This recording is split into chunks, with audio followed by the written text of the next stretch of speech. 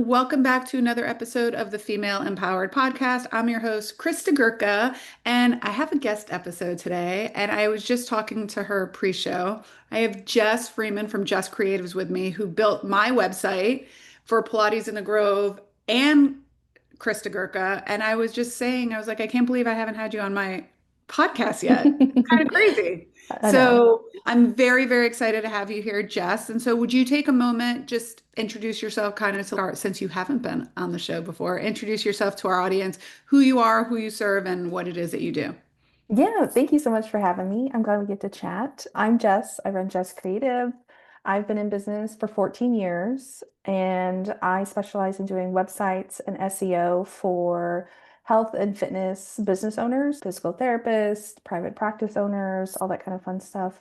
And I really, the meat of what I do is rebuild your entire website and optimize it. Or if you already have a website and you're like, I don't really have good SEO, I can just hop in and help you get more visible in search and in AI search results as well. That's so cool. I'm definitely going to ask you about the AI part too, because I Yeah. think it's newer for a lot of people, more mainstream now. So, Jess, we are actually in the process of redoing the Christa Gurka website, which I hmm think we're gonna probably by the time of this recording, we'll be in, by the time it airs, we'll be like in it. So I'm Yeah. excited for that. Jess also built out our Pilates in the Grove, our the last one that's still in existence after I sold on Squarespace. And one of the things I really like about working with you as a service provider myself, your process to work with you was really streamlined and on point. And as a busy business owner, I really appreciate that. So hmm before we kind of get into the nitty-gritty of website design and SEO, how did you come to have that process? Because I think rebuilding websites or even building a website for people is just so daunting because they're like, well, I don't, it's kind of all in my head, but your process was just so good and it made my vision totally come to life. How did that come to be? Yeah. To be totally honest, it started with the very first course I ever took as a business owner, which was all about systems and streamlining. And it was pretty basic. Thinking back to, I mean, this was literally 13 years ago that I took this course. It was $129. Love it. And that gave me a very strong foundation. And I'm very type A. And as I've gone on in business, I've just built upon those initial questionnaires and that kind of stuff. And especially using a CRM that allows me to kind of automate emails and that kind of thing. And I just found that anytime clients would have questions, or I noticed, all of my clients are bringing up this topic, I would either think about, okay, is this something I should just work into the calls? Is this something that I should make into an email, into a video? And think about the best way to get that information to the client. And something that I notice being a web designer, and I notice a lot of other web designers often complain about, oh, clients don't have this ready, they don't have that ready, whatever. And I was, I never have this problem. Maybe not never, but it is rarely an issue that I have that problem waiting on clients or clients not being prepared. And that's because I'm trying to preemptively help. Like I'm going in anticipating what my clients need because I don't expect you as the client to know what you need on a website or what I need from you. Why would I expect you to know? Even if you have hired a designer before, it's probably been a long time. We might have different processes. And I just am trying to always anticipate how can I make this easier for you and for me? And then is there a way I can automate this?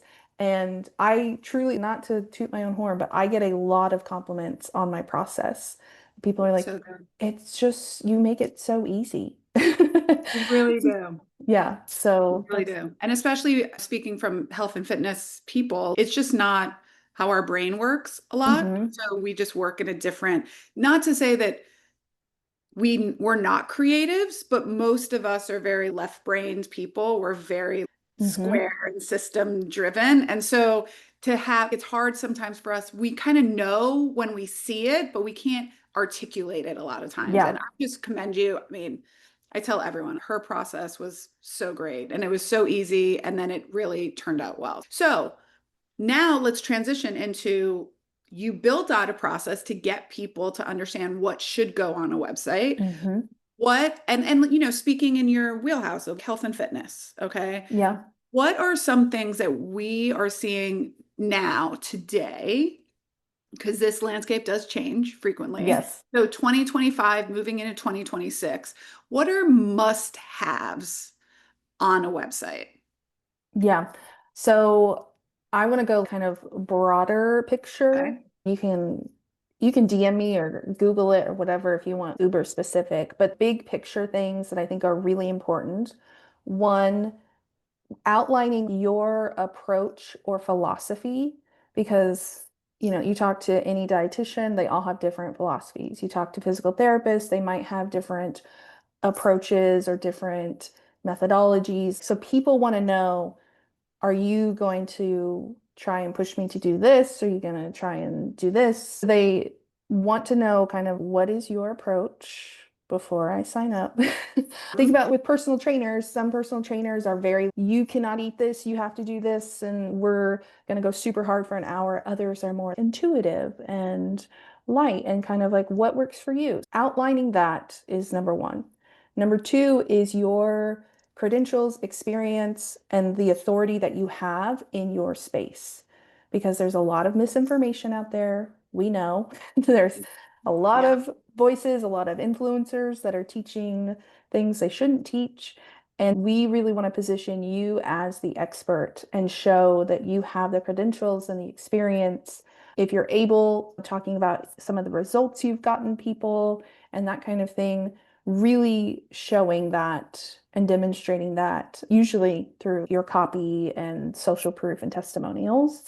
And then last, your personality and your brand. This is one of the biggest things I am seeing. A health website, whatever it is, dietitian, physical therapist, whatever, with stock photos and just very bland copy is not going to convert. People want to know that they can trust you. They want to see who is this person that I'm going to be working with on a weekly or bi-weekly or whatever basis. Am I going to, for lack of a better term, am I going to vibe with them? Yeah. Don't be afraid to show some of that personality. And how much you show and how much you incorporate that is totally up to you. But the days of looking like a corporate, this is our office, are long gone. Yeah. People are, I do not want to go here. If you want to rebrand and go neon colors, go for it if that fits your personality. If you're like, okay, well, I'm not neon, but maybe you are really nerdy and love all the science behind it and you love to break that down, lean into that nerdiness, make it Mhm. part of your brand.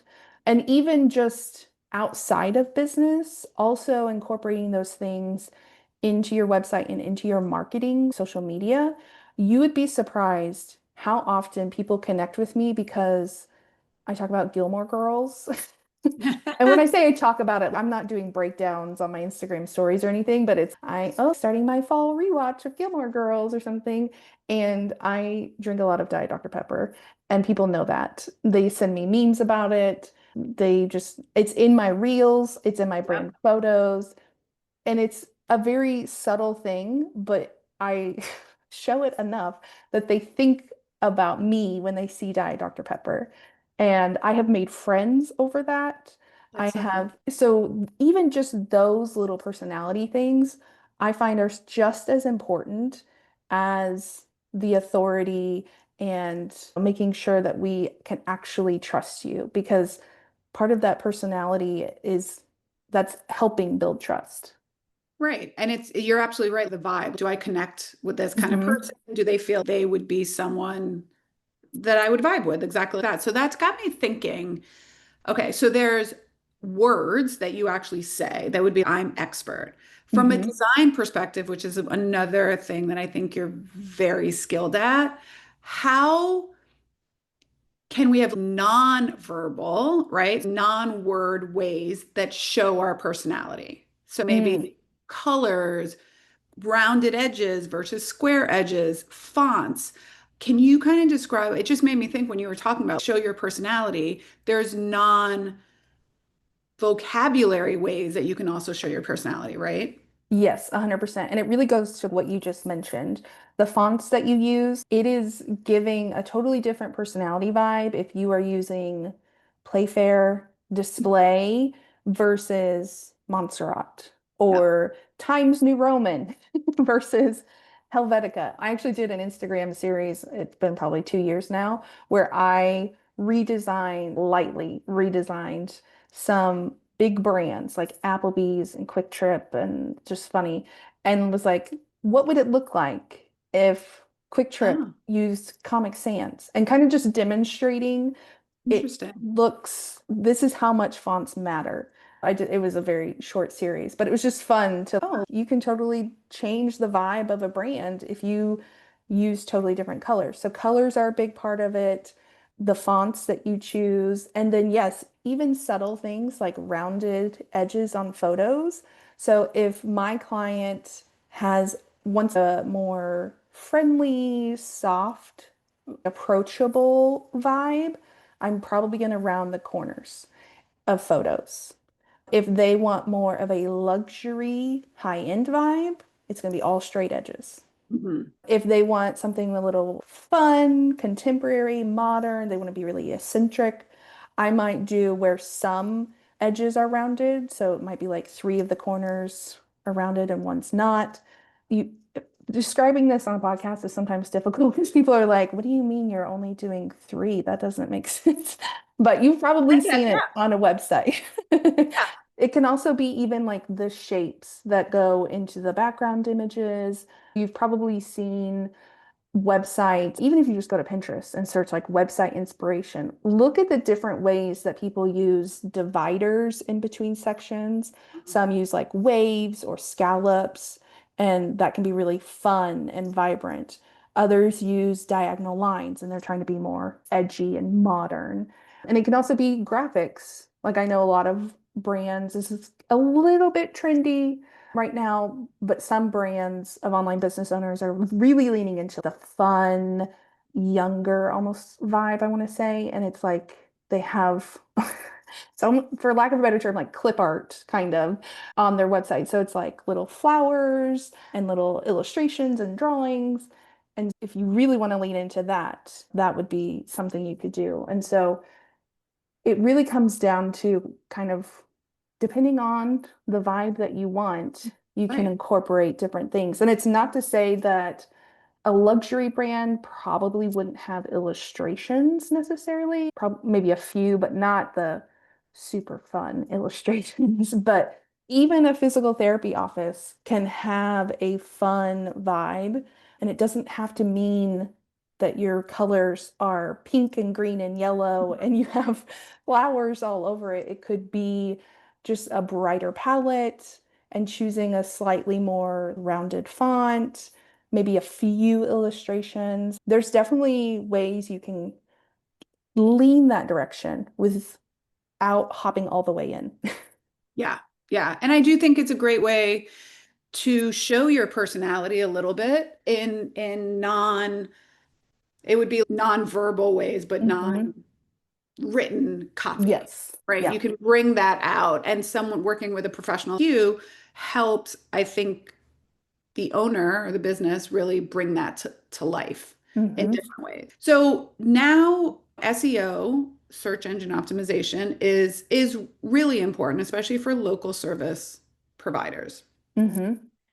SEO is also one of those things similar to marketing, where it's this huge umbrella, and there's a lot of people out there that sell these huge packages of this is what we can do for your SEO. And a lot of it is great and valid, but some stuff we as business owners can do ourselves, right? Hmm. What are some things that you think are really non-negotiables? And let's talk specifically about local service providers, so brick and mortar establishments that are really trying to use SEO for local businesses. What are some non-negotiables that you really encourage business owners to include on their website?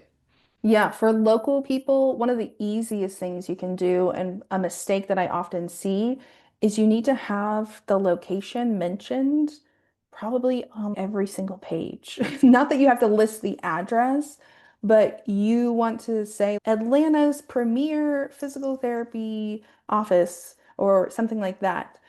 You would be surprised how often I go to websites and where's your location? Yeah. I'm not surprised because I see it. Yes, I am in agreement with you. Yeah, I did SEO for a spa kind of wellness center last year, and I scoured all the pages, and I finally had to email the owner, and I was, what town are you in? I don't even know what town you're in.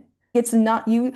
They listed just like the mall that they're in, the plaza, but there wasn't a actual name of the town listed or even a street address. It just said we're in the mall of Yeah. whatever. And I think that is definitely building the website with the assumption of people who come to this are going to know already who we are a little bit or know that we're local.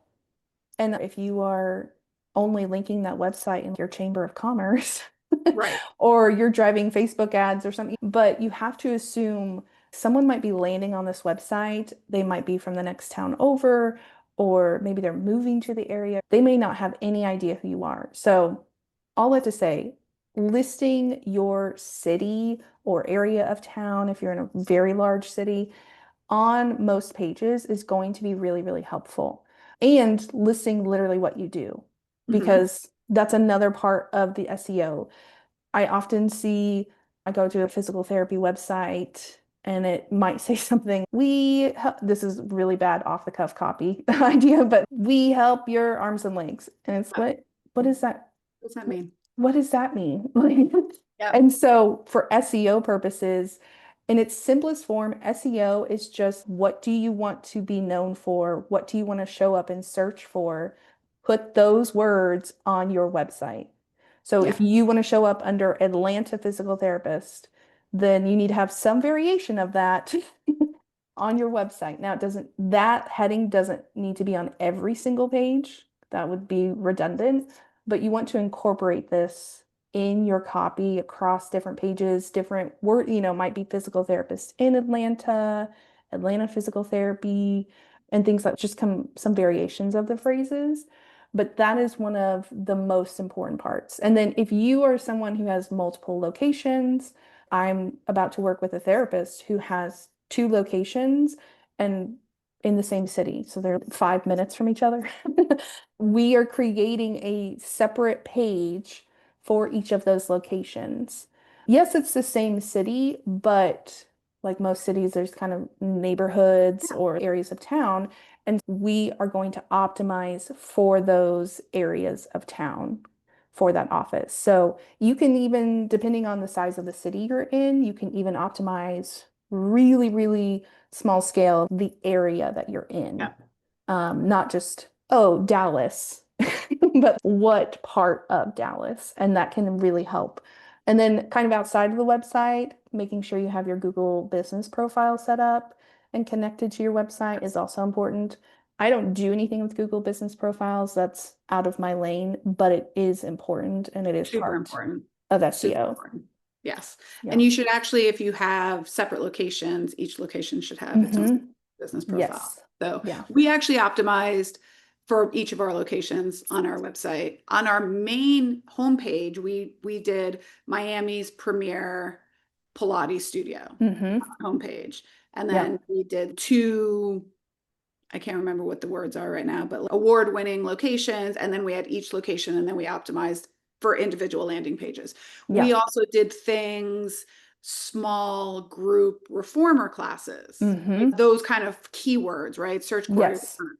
What are your feelings on meta tags on the photos that you use on your website. And what I mean by meta tags for people that don't understand, you can name the picture that Hmm. you have on there. And that, if I'm not mistaken, that also helps with SEO. Is that correct? Yes, it does. There's kind of two ways you can optimize your photos. I will say this is helpful to do. I haven't necessarily seen for clients that it's a game changer. Huge. Yeah. So if you have millions of photos or something, don't feel like you have to go redo all of them right now. But what you want to do is when the photo's still on your desktop or on your computer, you want to change it to Reformer Pilates Miami.jpg. Yep. So you Got it. use your keywords in the file name. Then you upload it to the website, put it on the page. And then depending on your platform, I'm pretty sure almost every platform should give you the option to add alt text. Now, this is helpful for SEO, but it's also for accessibility, people who use screen readers and are navigating your website. You don't want to just spam this section with a list of keywords. That's a mistake that a lot of people, they would be like, reformer Pilates, comma, Miami Pilates, comma.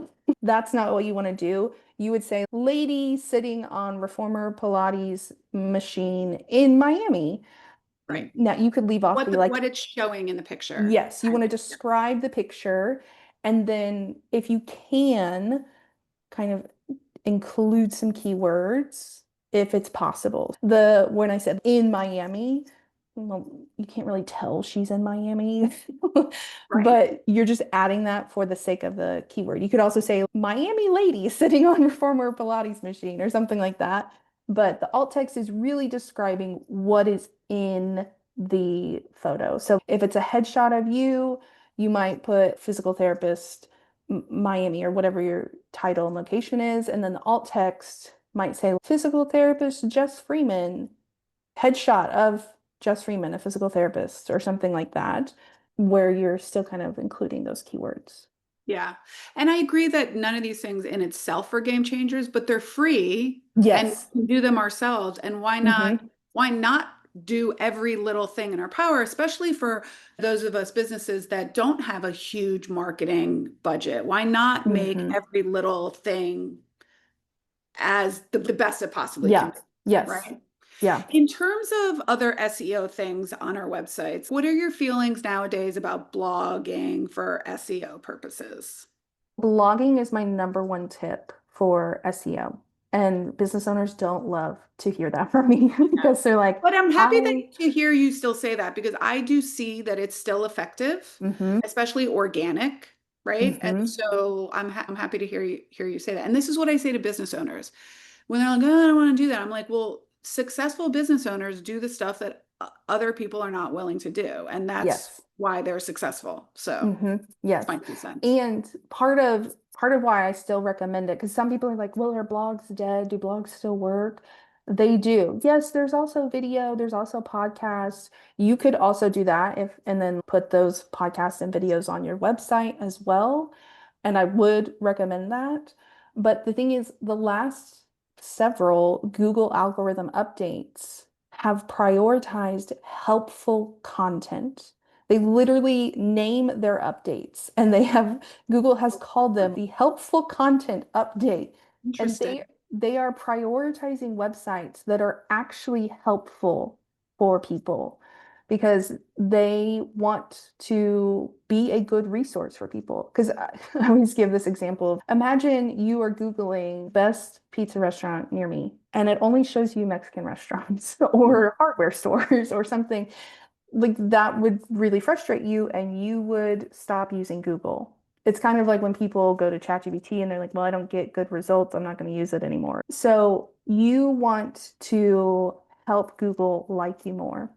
And I I also another analogy I like to use is think about if someone is wanting with a physical therapist and Google's like, okay, we want to show the best experts, the best websites to help people and you go into the library and you're like, I need some help physical therapy. And the lady hands you a brochure and you're like, okay, well, that is not very much information. That is equivalent to you having a 5-page website with no blog. It's Mhm. not very helpful. Yes, I learn about your services, but I'm not really getting anything else from you. Versus if you go to a library and you're like, hey, I want to learn about this subject, and they hand you a 500-page book. Okay, well, that now I'm going to learn quite a bit. I always clarify this does not mean you literally have to have 500 blog Right. posts. This is just an example. I feel like I scare people when I say that. I'm like, I'm just saying it's a very large book. You want to demonstrate your expertise to Google. Even if you can do a weekly blog post for 3 months and then move to a monthly blog post, that could help your SEO. Don't feel like you have to blog every single week for the rest of your life. Mhm. You can Yeah. also take seasons off. So, okay, I'll blog for 3 months and then move to once a month. I'm not going to blog over the summer. That's fine. Google is much more lenient compared to Instagram. A lot of people Yeah. are like, I took 2 weeks off Instagram and no one sees my Right. content at all. Google is not like that. So you have a little bit of leeway. Yeah. I do encourage blogging as well. I'm glad to hear that it's not like dead. So Nope. it's great. Okay, let's get into a little bit of website platforms because this is a big Mm-hmm. question I get from a lot of people. And I do think people have analysis paralysis on this. Sometimes I'm just pick one and move on. But Yeah. in terms of what are the big maybe three that you see? I use Kajabi, but I would say most of my audience probably doesn't use Kajabi because they're not really selling courses and stuff. So Right. maybe not Kajabi. I would assume maybe Squarespace, WordPress, but what are you Mm-hmm. seeing as the big kind of three in terms of website platforms? Yeah, for sure, WordPress. And to clarify, WordPress.org, which is different from WordPress.com, and Oh, it's very confusing. I hate that they did that. But WordPress.org and Squarespace are the big two players.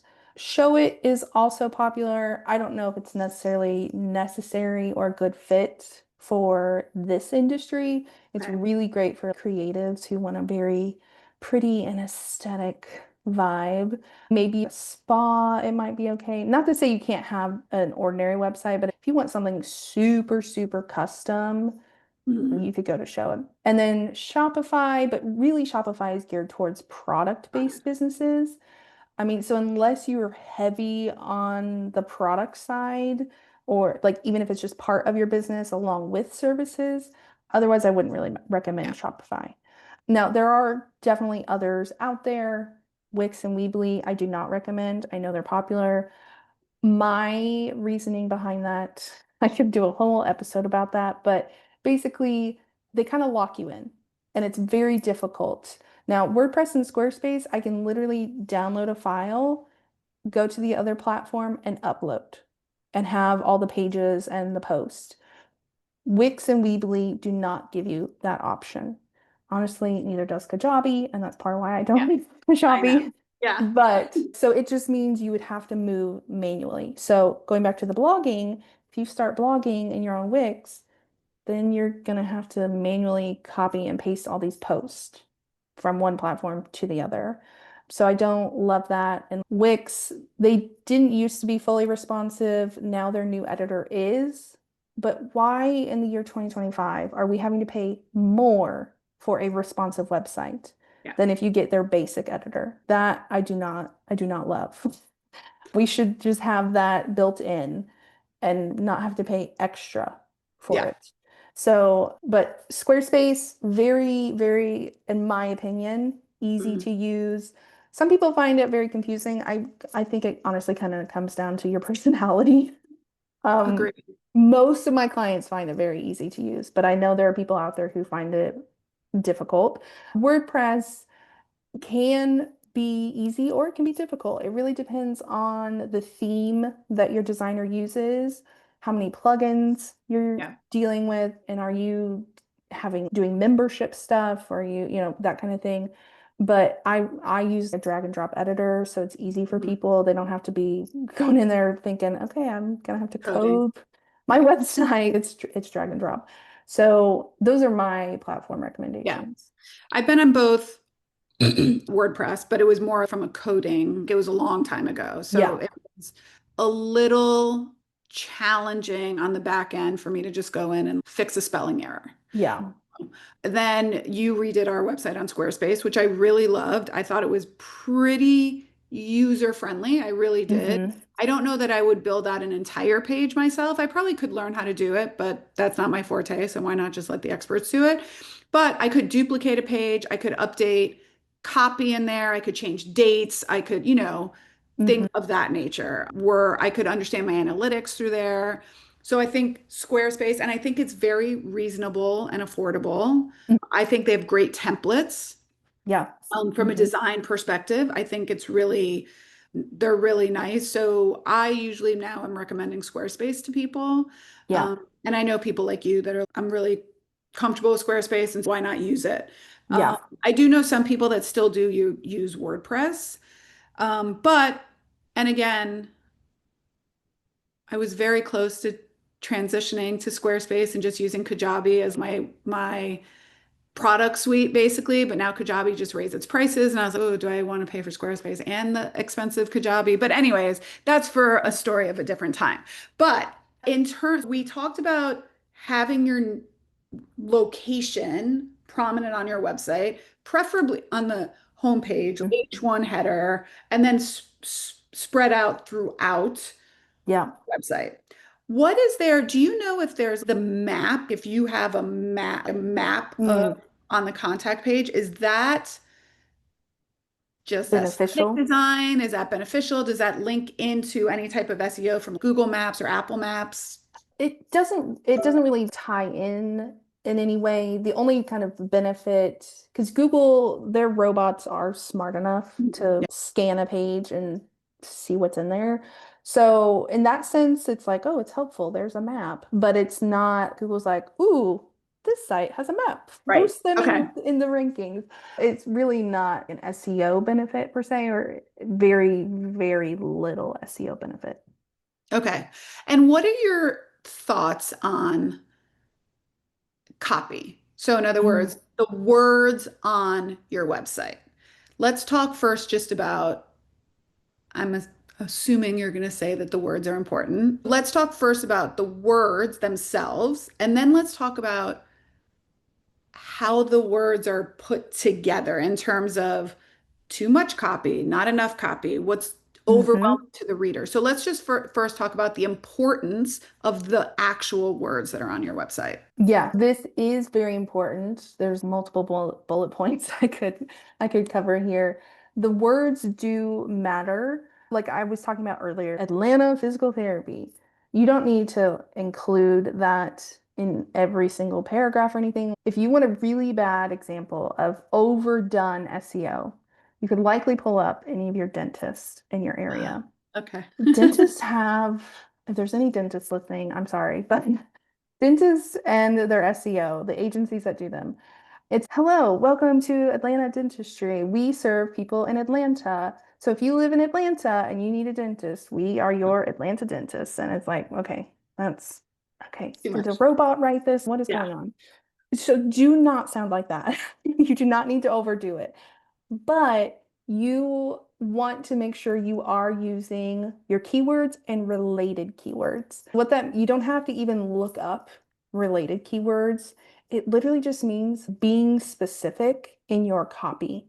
Because Google wants to make sure, okay, this site says they are all about physical therapy or whatever, your office does.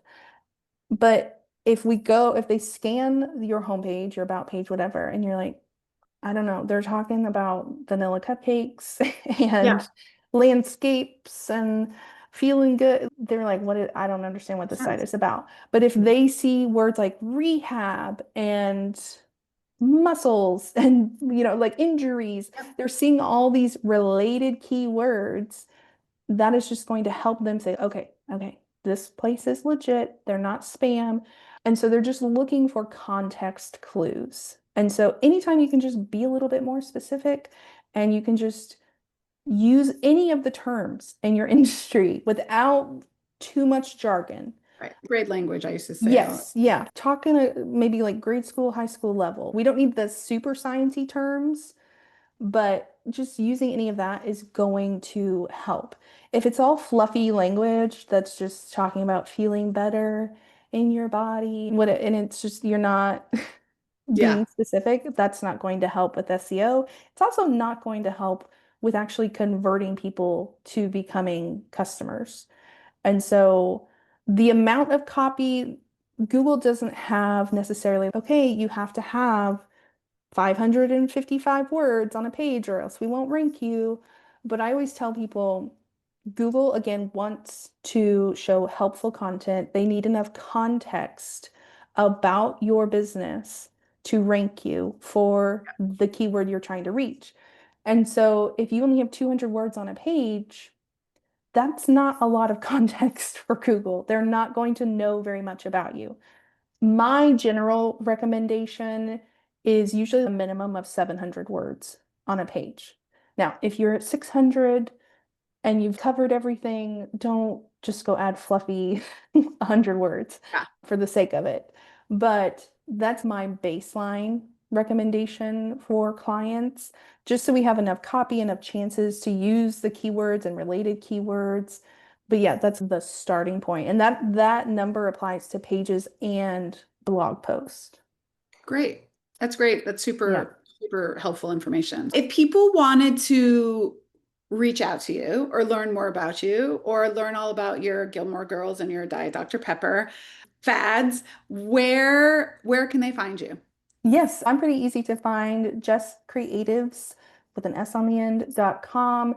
And then I'm basically everywhere on social media at Jess Creatives.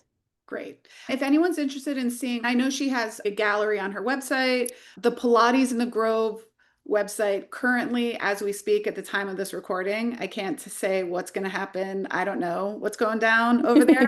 But if you want to look at pilatesinthegrove.com, you can see a Squarespace built website by Jess. Hmm.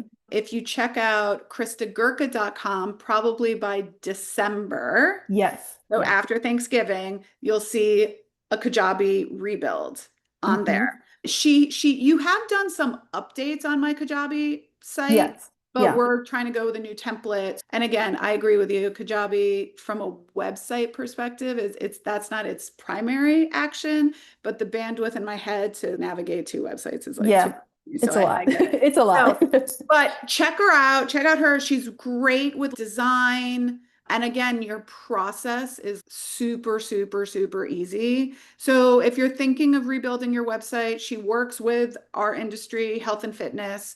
Check her out. Give her a call and see if she can help you. I highly recommend. Well, thank 10 you. out of 10 out of 10 recommend. Thank you. I appreciate that. Well, thank you so much, Jess, for joining us. And until next time, my friends, bye for now.